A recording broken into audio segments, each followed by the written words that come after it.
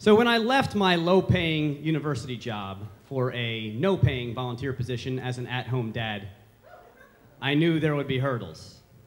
For example, without an income, my bank account now consists of a dilapidated envelope with a slowly disappearing $27 in there, a remnant of a time when I was a whole person, which I have to hide from my wife so that I may occasionally buy a diet soda without judgment.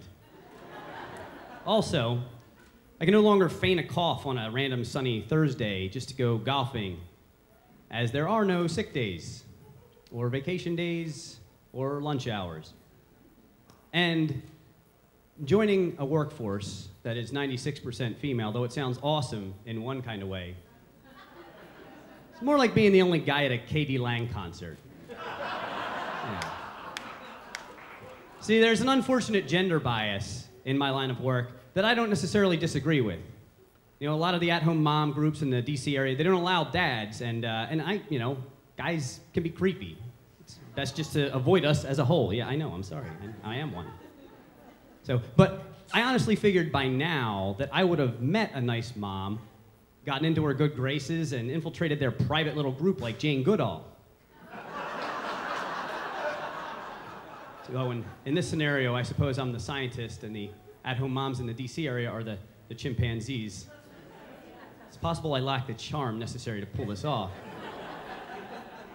So, and at the root of the problem, though, is that the fact that I would have to basically ask out a married woman on a date. And though I'm married now, I have a wife of my own and have a child, I still have a crippling fear of rejection and women.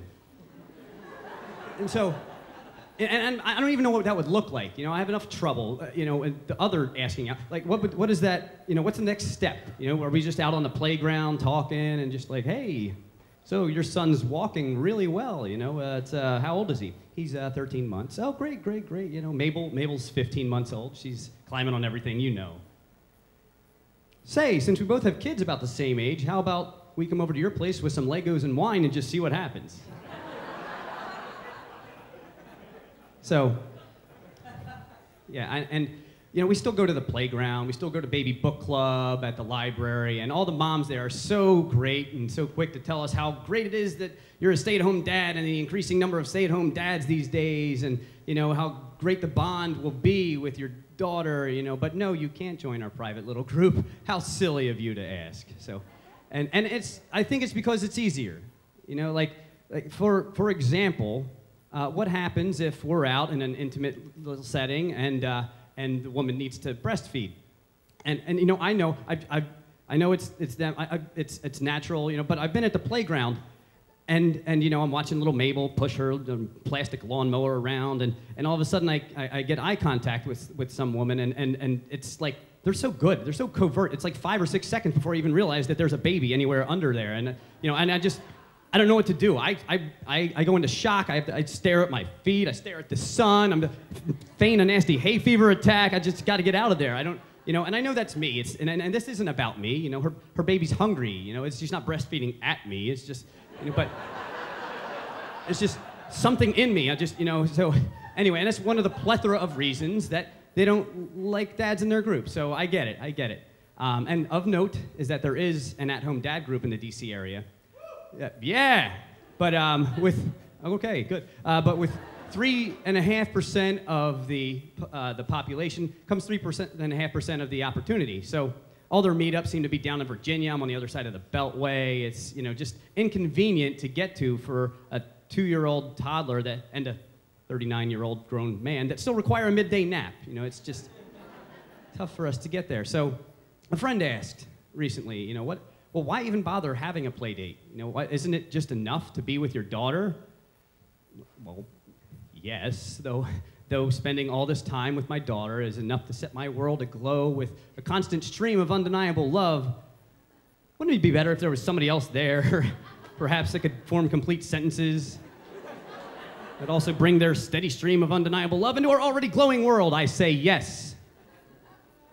So, and also, these play dates, though organized because of and about our kids, they're not necessarily for them. I used to think they would be, but no, they're for the adults, so we can talk to one another. I don't even know if Mabel's done eating, she doesn't like her food, or she just enjoys the sound asparagus makes when it hits the ground. I just, I doubt that I'm going to be able to tell if she's telling me this other kid has incompatible values. So back in high school, I was complaining to a buddy of mine about why I didn't have a girlfriend. And he said, well, you know why you don't have a girlfriend? So I said, no, asshole. Why don't you tell me? It's like, because you don't ask.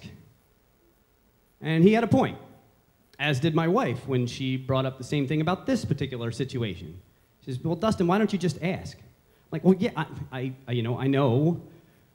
But, it's just hard for me to talk to women. It's really awkward as it is. And you know how long it took for me to, it was like months before I asked you out on it. What do you think is going to happen on one of these play dates? Like, no, honey, I know. I'm just saying, like, it's still asking a woman, and I don't have as much hair as I did when I asked you out. And what are you talking about? I don't know. So I went for it on one day at the playground. I said, okay, here we go. I overheard a lady talking about her blog.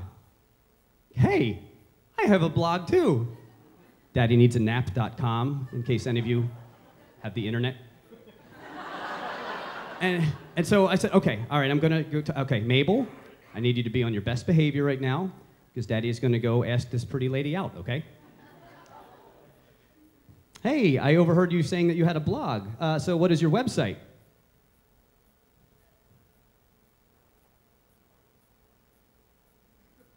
It's awkward, right?